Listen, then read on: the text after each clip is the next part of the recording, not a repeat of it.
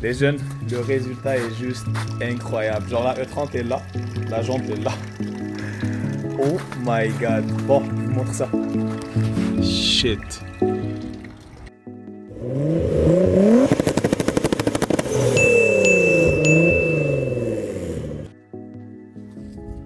Salut les amis, j'espère que vous passez une bonne période de confinement. J'imagine que c'est pas facile, mais si j'ai un conseil à vous donner, lâchez pas, essayez de vous occuper et surtout faites attention. Alors, on va parler de train avant aujourd'hui. Ça va être un grand mélange ce que je vais faire cette année. Je vais mettre des triangles de E46, une crémaillère de E36 et le reste de la E30 qui est suspension et tout. Ça va être quelque chose de spécial, pourquoi? Regardez-moi la différence entre une table, un triangle ou une table de E46 et celle de la E30. C'est 2 fois la grandeur, c'est aussi plus lent. Je vais aussi aller pour une crémaillère de E36. Pourquoi? Parce que celle de la E30, c'est de la grosse merde. E36, c'est 1000 fois mieux. Et la seule différence qu'il y a à faire, c'est de rajouter ces petits rondelles, ces petits washers, ici et ici. Elles se connectent en haut avec la direction. Sinon, frein, je reste d'origine. Suspension, je pars sur des coilovers. BCO Racing, c'est parmi les meilleurs coilovers que vous pouvez avoir. Ajustable en hauteur, on peut ajuster le ressort ici. Et la petite la mallette noire qu'on voit en haut, on peut tourner, ça durcit et dévisser, ça ramollit. J'ai hâte de monter ça. En ce qui concerne table E46, ça s'appelle Lollipop. Il faut juste chauffer, taper au marteau et il s'enlève. Une fois chauffé, regardez, ça s'enlève plutôt. Voilà, ça s'enlève plutôt bien. Pour monter dans un E30, vous avez 2 possibilités. Soit de grinder ça et remettre dans l'origine parce qu'il est rond, ou investir un peu et acheter carrément des Lollipop conversion de table E46 à E30. Allez, on installe ça live. Alors, comme je disais tout à l'heure, c'est une crémaillère de E36. La seule différence, c'est qu'ici, vous allez voir un jeu comme ça. Pour remédier à ça, un washer comme ça, ça va le faire. Et aussi en haut. En haut, quand tu rentres dans l'axe de direction, il ne va jamais atteindre. On met aussi un washer un peu plus petit. C'est tout. Alors pour commencer, on va juste le faire rentrer dans l'axe. Voilà. Sans lubrification. À l'ancienne. Et là, il reste encore. Marteau est là-bas. Viens, marteau. Viens, s'il te plaît. Bon.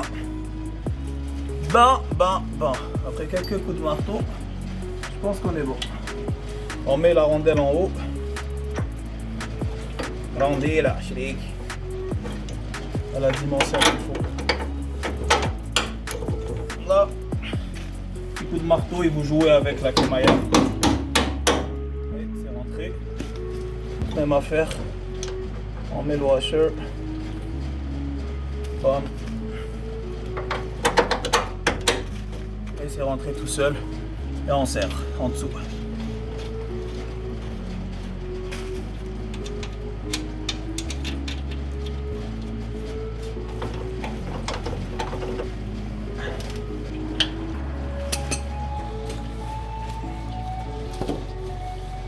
Bon, là on passe au triangle. Vu que je vais refaire toutes les lignes de frein et d'essence, je peux les plier comme ça. Comment ça va bien paraître dans la vidéo. Oui, j'ai pas le choix. C'est simple. 2 vis ici et une qui est là. Et on finit toujours au ratchet. Faut jamais faire confiance au gun. Un petit coup de ratchet. Voilà. Bon les amis, les 2 triangles sont installés. Déjà là, je peux voir que c'est vraiment ressorti. Il reste le bras de suspension. Il est soudé avec le knuckle. Je peux vous voir ici, il est complètement soudé. Les E30, ils sont tous comme ça. Knuckle en français, je pense que c'est la fusée. Dites-moi ça en commentaire si je me trompe, mais je pense que ça s'appelle une fusée. Bon, on installe ça.